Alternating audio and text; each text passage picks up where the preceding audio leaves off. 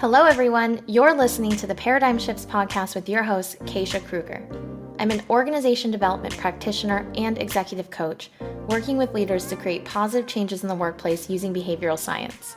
My personal mission? Share science-based tools and leadership insights from the field that you can use in the workplace and beyond.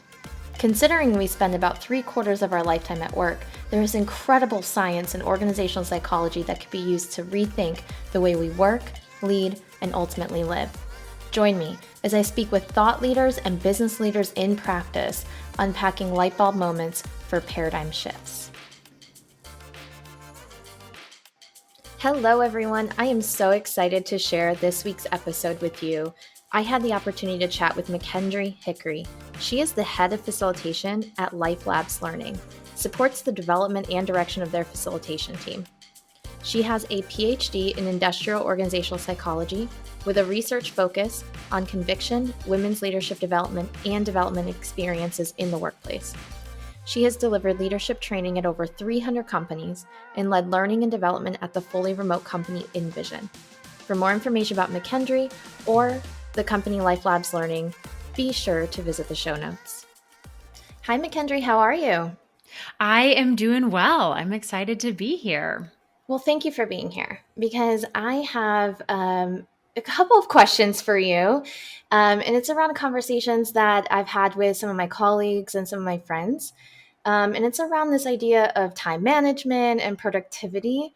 If I'm walking by someone, either it's in the workplace or out on the street, I'm asking the question, how are you? I think that's pretty common. Typically, I get a response that's like, busy. It's like their general response. I'd say 7 out of 10 times that's the response I get. And sometimes that can feel a little overplayed. So in the workplace, is that just another way for employees to say that they're burnt out?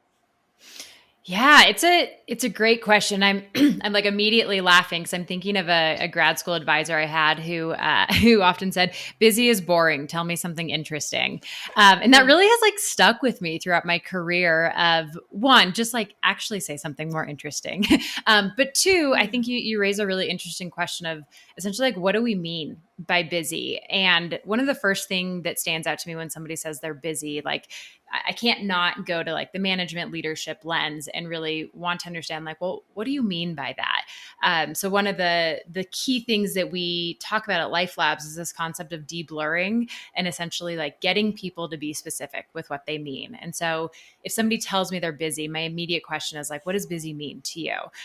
Because it could be, I literally have too many things to get done, right? It might be that like I'm bored, so I'm just filling my time with things, right? It might mean that there's too many competing priorities, and I'm not sure which one to focus on. So I think like actually getting people to define what they mean is kind of an interesting way to respond to that, and then to assess. Like it could be burnout, it could be overwhelm, but it might be something different. I also think there's probably. Oh, go ahead. I love that concept of deblur. Can you tell me a little bit more about that? Because we use a lot of language, or you kind of just like fall onto language that's just common or just something that we're in a habitual use of. So tell me a bit more about deblur and like how we could apply that in other ways. Yes.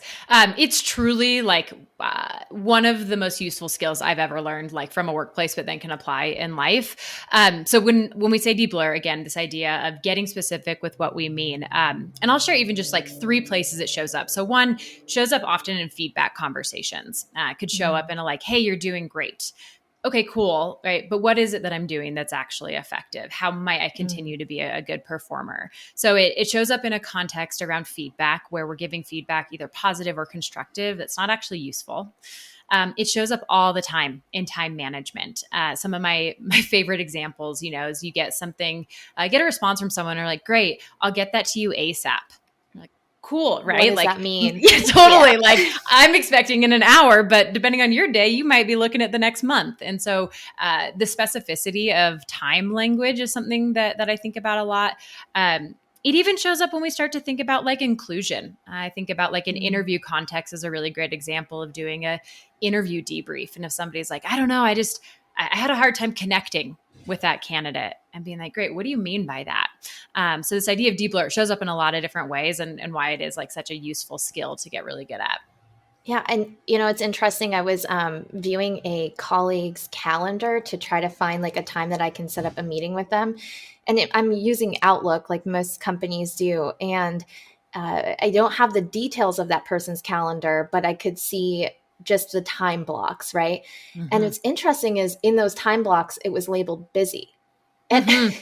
so it's like, wow, like, are we, like, is technology informing us or are we just, catching on? I don't know. But it just seems overplayed and that really does help. And so other deblur words that could deblur can help with is like great, busy, fine, good. And then you said ASAP, right? Yeah. Yeah. I think time language in general. So Time ASAP, language. end of day, any of those ones, because that really does. It sounds like casual, not that big of a deal, but it has pretty big implications for timelines and interdependencies and productivity. But Mm, again, I think it comes up all the time around conversations around huge. productivity, whether it is like I'm too busy, or even conversation on people's development or how they feel about their job. Like I just don't feel engaged. Okay, right. What does that What mean does to you? that What does it mean? look like? So yeah, far sweeping. It'll ruin pretty much most adjectives because now you're like, well, what do you mean by I know, and that? I'm in adjective overload. It's like so important for defining expectations. hmm If I'm overwhelmed, I might say I'm overwhelmed to my boss, but like that's not going to help them help me Yep. uh, take off things off my plate or just help me reorganize or reprioritize if I'm in that space, right? Because so deblurring our words is going to help us help ourselves in a lot of hmm ways. hmm Mm, Yeah, and I think then it's so powerful. Like so often, I'm in a position to train employees who are recipients of their manager saying, "Here are our priorities," or "Here's the work that I should do," and they feel overwhelmed, but they often struggle with having that specific language to get the support that they actually need. And so, if you come to me one of my employees and say, "Hey, I'm feeling overwhelmed. I'm feeling busy," I can't help you, right? But if you come yeah. in and you say, "Hey, I've noticed in the past like month." We've had switching priorities that just really impacted my ability to plan my days effectively and get the most important things done. Right, that's a radically different conversation than like I'm Yeah. feeling busy and then I'm just like, cool, we're all busy, get back to it. And so, Yeah. yeah, so much more advocacy can happen. Yeah, I feel like deblurring can like solve so many problems in the workplace. It's our And then like, tagline at life. Yeah, life's most useful skills. yeah, like we can go home now. All right, we've just solved the world's problem. Perfect, Thank perfect. you. You're welcome. So you talked a lot about time-based language, and so I want Mhm. to. That's a good segue into time management Yep. challenges. And uh, managers are often struggling with time management and how to prioritize. So, what are the top ways for managers to diagnose their time management challenges? But also, how can they diagnose their direct reports challenges? Because I imagine that kind of goes downstream. Whatever challenges they're having will have a downstream impact. Yeah, my ears perk up when you say diagnose because that's literally where we start when we are partnering with organizations teaching these skills is like before we get into tools and tips on how to manage your day, let's actually diagnose the right problem. And so Mm, I'll share that at least from the research that we've done at Lifelabs and working with, hundreds, thousands of organizations at this point, we've really been able to find that most time management challenges fall into four different buckets.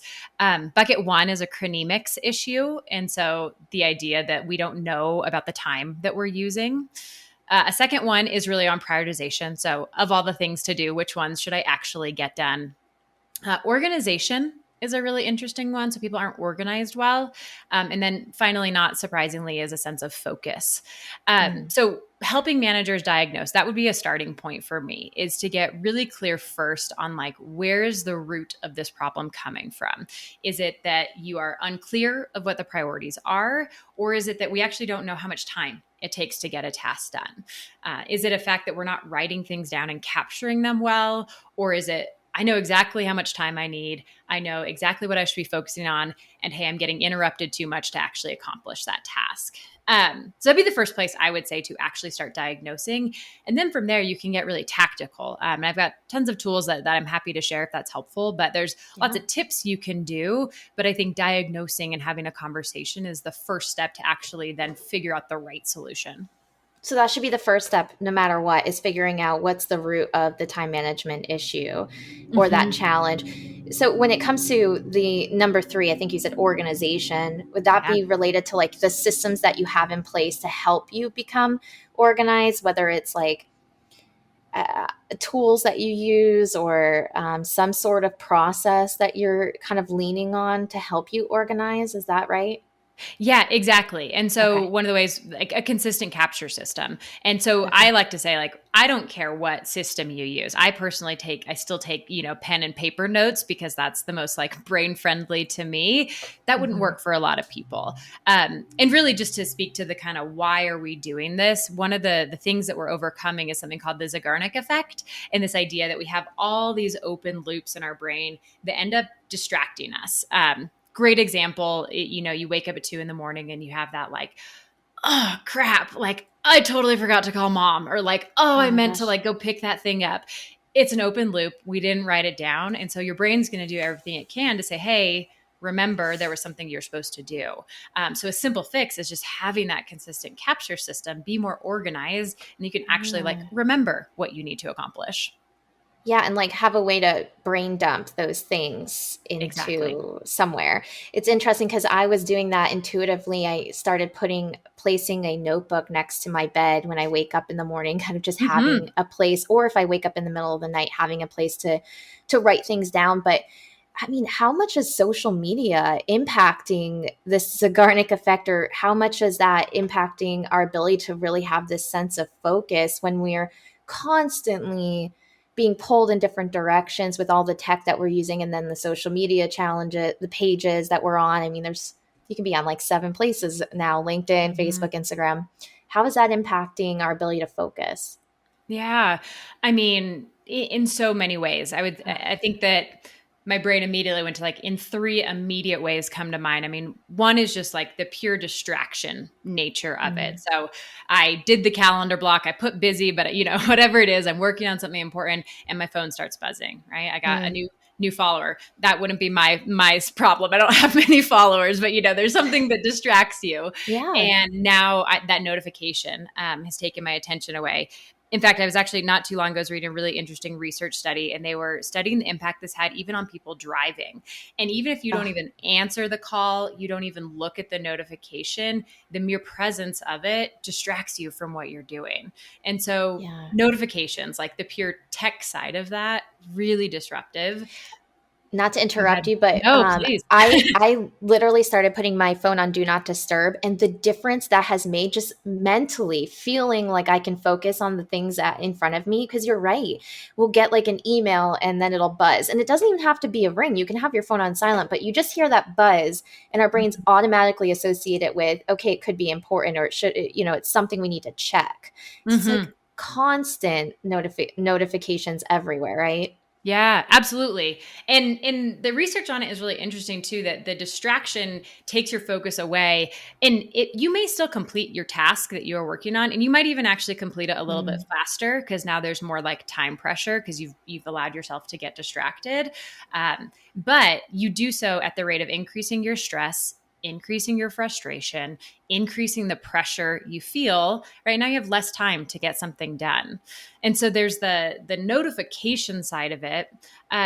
I think there's also like a neurological kind of the brain science side of this. So I just think of the quick, easy hit of dopamine that you get from checking a notification. And I know for me, I hate starting things from scratch. Like that is the more challenging task in my work life, is to have to create something new. And so you better believe I'm looking for every opportunity to be distracted because it doesn't feel nearly as good as like looking at a cool picture from somebody. So I think yeah. there's that side of it too. There's like a craving that we have built in with social media and with constant ability to get that dopamine hit, that we might seek it out in times that work feels a little bit harder. So it also, I think, can distract us in that way too. Do you think we've leaned on social media for connection and belonging, and in the lack of having that like proximity to individuals through COVID and through the pandemic? Do you think that Hmm. might be like pushing us more towards that? I mean, I know that we get the dopamine from the notifications like you'd mentioned, but I'm just curious, what are your thoughts on that? Yeah, that's an interesting question.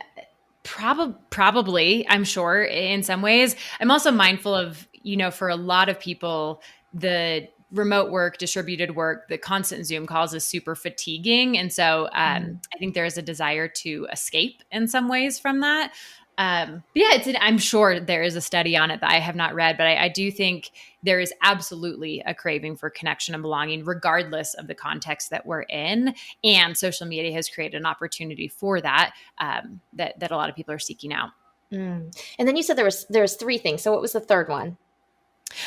Third bucket was also just, I think there's a piece of, right, the fear of missing out, or the Mm. organizational culture that exists, right? So many times I have trained managers and leaders in these skills, and some of the pushback can be, that's just not our culture, right? We have to be on all the time. My job requires me to be constantly checking these things.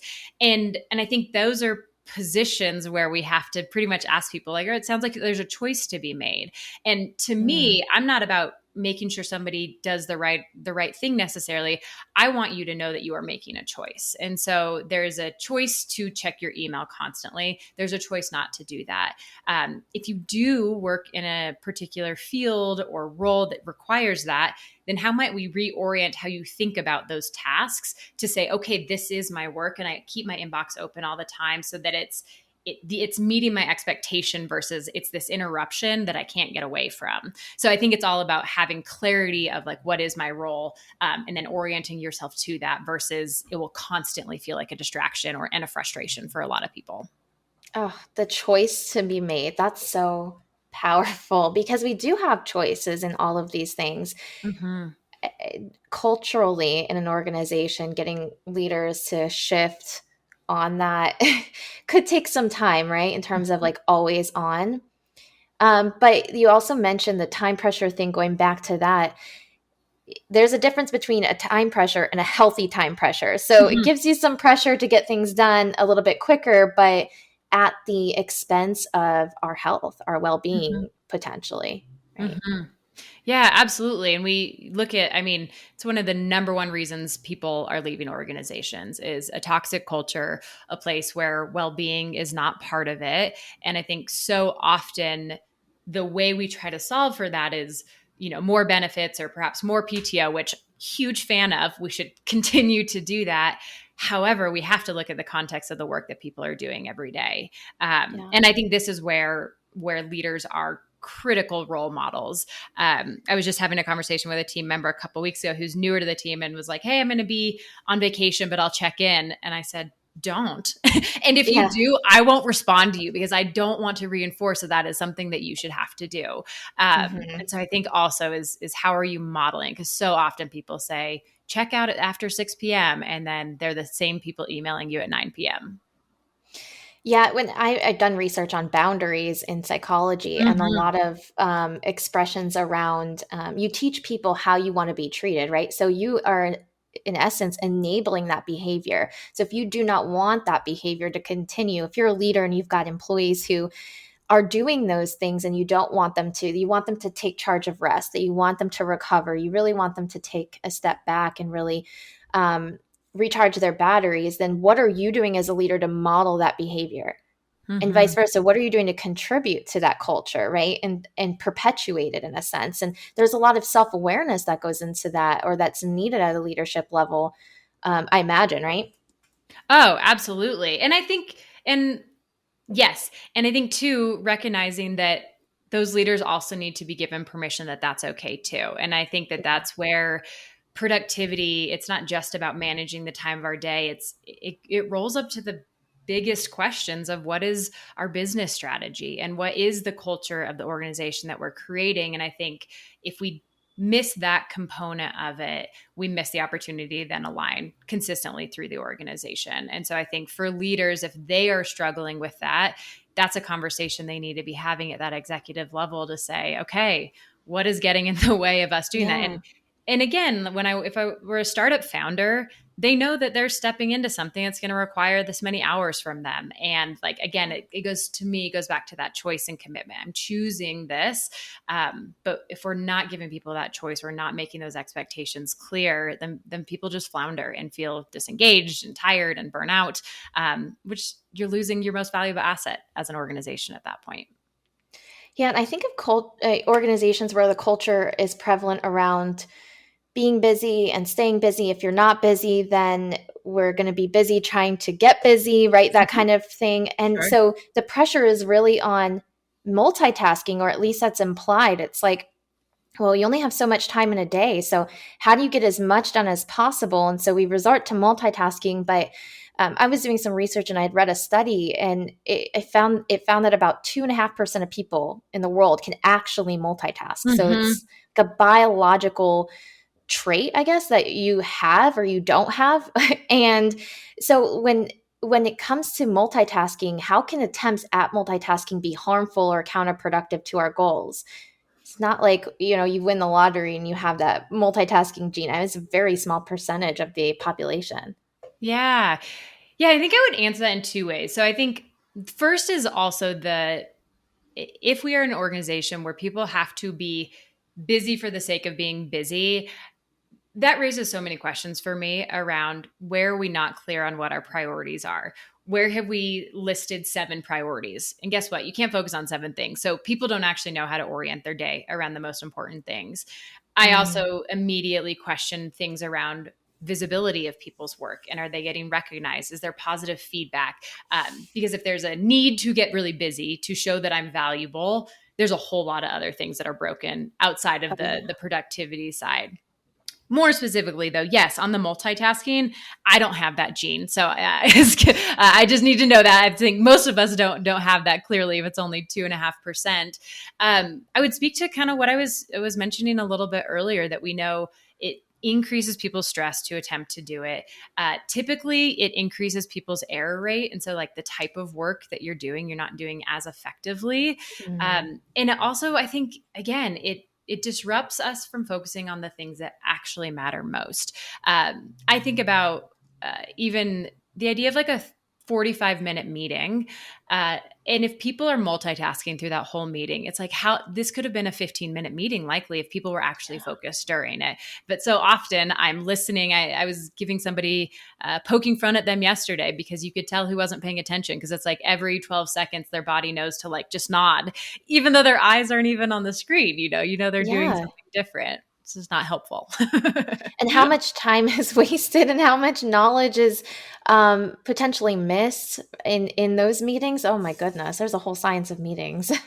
Hey everyone, I want to take just a quick break from this week's chat to tell you about something very exciting. It's something for those of you who listen to my podcast that train Brazilian Jiu Jitsu, and it's called BJJ Summer Week. So, what is it? Imagine participating in one of the biggest BJJ community camps in the world and training amongst hundreds of other BJJ practitioners. People coming from all around the world with the willingness to share their culture and their knowledge of BJJ with each other. That's what BJJ Summer Week is all about. It's 5 days of seminars, parties, excursions, incredible food, and more in the capital of the Mediterranean, Cagliari, Sardinia. And the next BJJ Summer Week is happening next year from September 20th to the 24th of 2023.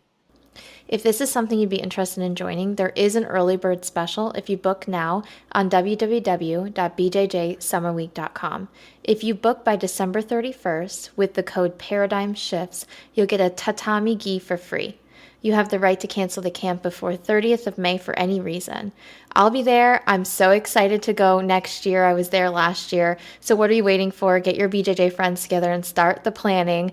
Book today. Join BJJ Summer Week. Now, let's get back to this week's chat. But the quality is diminished as well, like you had mentioned. Mhm. In terms of like people not knowing how to prioritize around what's most important, there's got to be some effective and efficient ways managers can use to prioritize their workload. Can you walk me through some that you're aware of? Yeah. So first, and I've kind of said this a lot, but I think one is again knowing what the priorities at the organizational department and team level actually are. Mm. So before you can even figure out what should I accomplish today, I need to know what is the bigger vision. The reason that that matters is, one, it ensures that people are working on the right things. Also, it gives a sense of meaning to our work. So if I'm just busy with random tasks, I don't know how they link up to something more important. It's really hard to feel motivated or to do really effective work because is it meaningless? I don't know. Nobody's told me. So I think the power of the link up is a really important one. From Hmm. there, I think there are a lot of tools that I like. There's a lot of love for the matrix, the Eisenhower matrix. Stephen Covey is really known for making it popular. And essentially, that's mapping things that are urgent versus things that are important. If folks listen to the beginning of this podcast, your deblur feelers may have gone off because what does urgent mean? What does important mean? So my recommendation is if you use a tool like that, you as a team define what are urgent and important tasks. Otherwise, you can still get into a bit of a blurry space with that. The other thing that I think about, so on a really simple level, one of my favorite tips for daily focus around priorities is what we call our MITs, or most important things. And it's a really simple habit of essentially at the start of the day, right, looking at your calendar or looking at what you need to accomplish and write down what are the three MITs, right? If all else fails, these are the three most important things. These are the three What's things I'm committing to completing by the end of the day, right? Yes, either Okay. completing or making progress on, depending on the project that you're working on.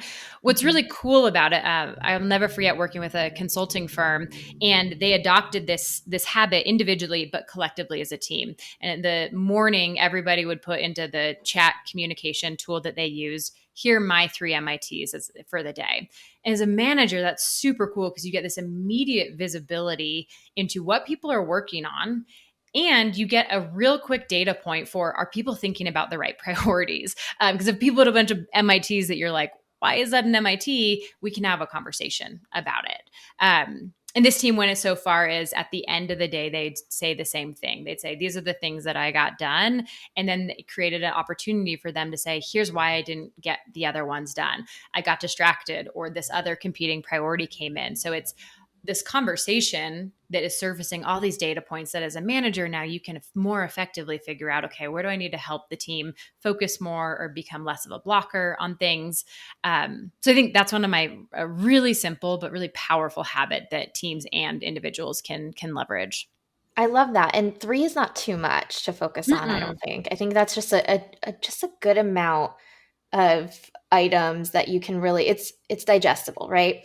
But just in order to keep it visible, and if things shift and priorities change over time or throughout the day, would you recommend like a co-authoring tool where that information is shared in real time, like in a Google Docs or like a Dropbox paper? Is that something that you'd recommend? Yeah, I mean, it probably depends on the nature of the work and like how interdependent is it. Like if it's a small Mhm. task that I own and nobody else is seeing it, like I don't know if I need to make that public, but for high stakes projects where there are a lot of moving pieces, absolutely, because it Mhm. allows then everybody else to plan accordingly. If your one I MIT unlocks mine, I can't get mine done until you get yours done, and so some shared information can be really cool there. Oh my goodness. My mind is thinking about like all the ways I can utilize that. Hmm. Tell me can you share with me an example about linking up? Because I think that's such a valuable tool. How does that like look in the organization or in the workplace? Yeah. So this is something we teach. We have a strategic thinking workshop, and this is something that it's like one of the primary tools and habits that we teach leaders of. Whenever communicating priorities, we have to be able to link it up. And so essentially what you are thinking about doing is think about like drawing a link up map. And so you take your small tactic. So if we were to use you for an example, let's say you were part of a large organization, right? Your task might be to create this podcast episode today, Mhm. but you need to be able then to start linking that up to understand, why does this matter? And right, it might Mhm. matter because more podcast episodes are going to drive more customer interest, and more customer interest links up to our goal of X revenue dollars in the next month, or bringing in this many new clients over the next month, whatever those specific high level goals are. And so the power in that is that now perhaps you have more focus and motivation for this task because you have clarity on the Mm. overarching impact it's going to have. And so it's a really cool way a language, I think, that allows us to drive motivation, to drive engagement in tasks, but also to ensure we're aligned on priorities. Because if you think the reason you're doing a podcast is to drive more customers, right, and somebody else is like, no, we want to drive more R&D, we want more people to come in and share things we're not in, that allows us to have a conversation now about where we might be misaligned on our priorities. So it'd be an example of the link up that, again, all of these things create more important conversations that allow us to actually figure out what we're trying to accomplish and where the gaps might be. I mean, and it goes back to deblurring. Like you're deblurring at all levels, even when it comes to like what's motivating us and what's the bigger vision. How is this different than like an OKR methodology for goal setting? Or is it similar? It's just different contexts. Yeah, I think similar. I get that question all the time. Like, what's best, OKRs or KPIs and this and that? And my stance, and maybe it's a bit of a cop out sometimes, is like a tool is a tool. It's a matter of how you use it. And so if you have a team that is driven by OKRs, people are super clear on what we are trying to accomplish, how we get there, and how my work matters. Great. I am not tied to the language that you use. I am tied to, are you consistently applying it? And is it clear to everybody how to use the tool? So I think you can use them in smaller ways and larger ways, but it has to be the consistency of the application where you actually see a tool work. Yeah, the framework and the model is not as important as how you use it. Okay. Mm-hmm. Well, you're an IO psychologist, so of course, I'm going to ask you, there's got to be some good psychology that you can share with us about productivity or productivity challenges, like if there's psychology behind that. Can you share what you know? Yeah, totally. I mean, there's so much. I mean, one of my favorite, like, this is more playful than not, but when people are like, I have a hard time saying no, I'm like, cool. Tell me about your childhood and when you had to please people as a kid, like, because really it's interesting how our individual psychology shows up in the workplace. But speaking more on the org level, again, brain goes to a couple different places. I think energy management is a really interesting place to explore when it comes to productivity issues.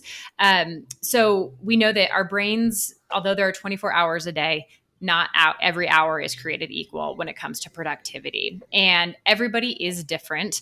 There are some trends that I'll share. One interesting trend is that for a majority of people, our brain is best in the morning for really deep thinking type of work. So focus work, strategic work, things that require us, creating things from scratch that really require a level of attention and energy and focus, we tend to be best at in the morning. Middle of the day is a great time to get your emails done. So like more smaller task, administrative type tasks, things that don't take a ton of brain power. And then interestingly enough, creative work tends to happen the best towards the end of the day. The reason that is hypothesized in that way is that our the judging parts of our brain are a little bit more tired at the end of the day. And so we tend to be less critical of our creative ideas, whereas in the morning, we might be poking more holes into it.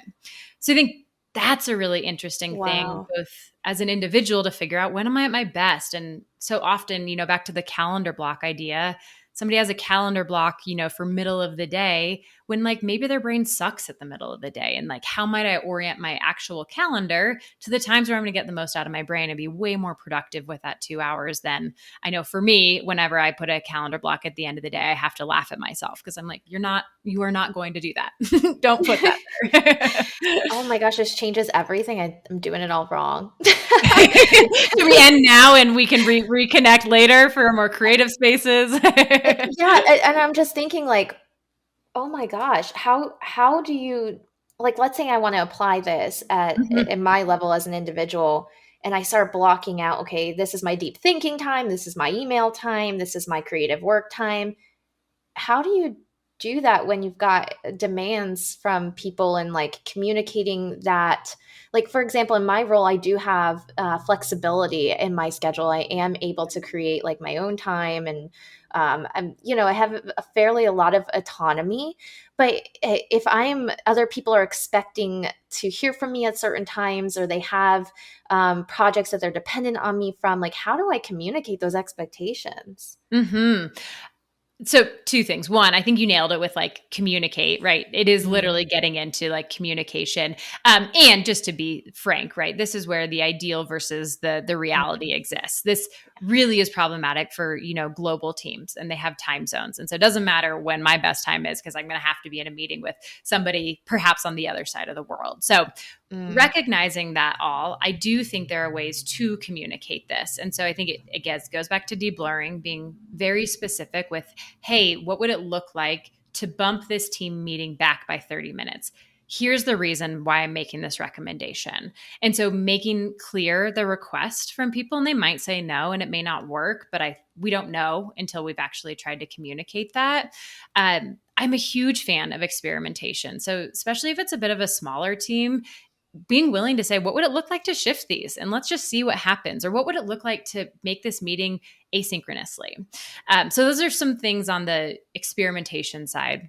I also think about having, trade-off conversations and that clarity. And so often people will say, "Hey, can you get this done?" And we say, "Yeah, sure, no problem." But you can make that 10% better by saying, I'm happy to get that done. Is it okay if I get that to you by 3 p.m. tomorrow? And so by suggesting that deadline, hopefully I've factored in what my schedule actually looks like, when my brain might be best, and when I can actually get it done. And a lot of times people will say yes. But we like essentially are like leaving money on the table by not making our own deadline or at least making the request for Because it. we're making an assumption that if they're asking for it, it needs to be done right now, right? Totally. Yeah. Absolutely. So that's one. I think trade-off conversations are really important too. And this is less about managing your schedule, but if somebody's like, "Hey, can you get this done?" Again, same thing because we want to be helpful or please or whatever the intention is, we say yes. Versus saying, "Hey, I'm happy to get that done. Here are the two things that won't get done today if I accomplish that. Is this more important?" And so, again, the Mm. specificity of that trade off allows us to then focus in on, okay, what's the most important thing? And I know this as a manager, right? Something will pop into my head. I'm like, oh, I should have so and so get, do this. And I send an email not realizing that I've just possibly reoriented that person's entire day for something that like was actually just an interesting idea I had or something that, I didn't need any action on until 2 weeks from now. And so the specificity of request as well as like the questions we ask make a huge difference. We've started to push that a little bit in our organization, like the follow-ups. If you get requests in the communication or an email or a Teams message, follow up and ask like, when do you need that by? And then be Mhm. willing to like do those trade-offs and say, I'm happy to get this done by this time, or this is what's not going to get done. We've been starting to work on that as an organization. Yeah. But I could just, in terms of like building out the calendar off of, like, I'm still stuck on that. I Yeah. imagine a whole company just saying, okay, this is what our philosophy is going to be on energy management. And from now on, this is, I know it's ideal versus realistic, but whew, that would be insane. So, Yeah. And I've seen a lot of companies try that. I've seen companies try like no meetings days. I've actually seen it yeah. where this seems to have the best adoption is actually with engineering teams, software engineering teams, because they understand the importance of deep focus work more than a lot of other teams I've ever had exposure to. And so those are places where I have seen people say this is either a no meetings day or we don't do meetings before noon because that leveraging the importance of that really matters.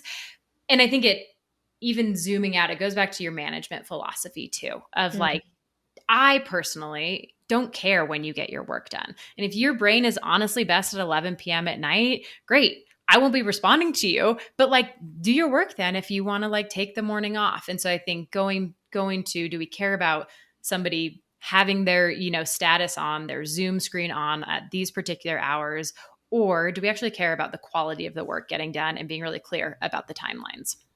Yeah, and most times when you give the employee that flexibility and that autonomy, they are going to fulfill like the commitments in a better way, right? Their quality is probably going to be more because there's less pressure to do it the way that is outlined by the manager, and just more freedom to be able to do it the way that works for the individual.